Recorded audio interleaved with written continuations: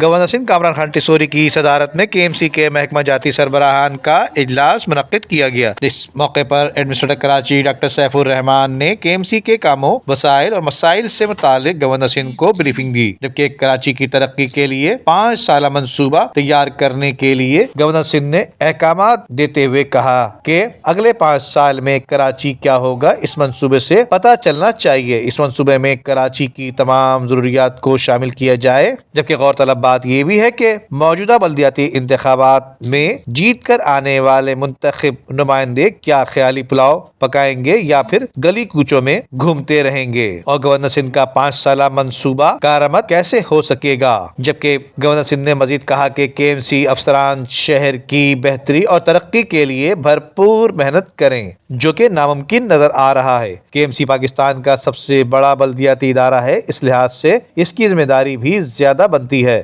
KMC کے revenue میں اضافے کے لیے اقدامات کیے جائیں، جبکہ اس حوالے سے ڈاکٹر سیف الرحمان کا کہنا تھا کہ کراچی میں KMC کا لینڈ کنٹرول 27% ہے اور KMC شہر میں 47 پارکس اور 106 سڑکوں کی دیکھ بھال کرتی ہے۔ ڈاکٹر سیف الرحمان نے آخر میں بتایا کہ KMC کے افسران اپنے اپنے شعبوں میں بڑے تجربہ کار ہیں اور بہتر کارکردگی کا مظاہرہ بھی کر رہے ہیں، جو کہ شہر کی صورتحال بہتر بنانے میں اچھا اقدام کریں گے۔ ندیم صدیقی، میٹرو 7 پاکستان۔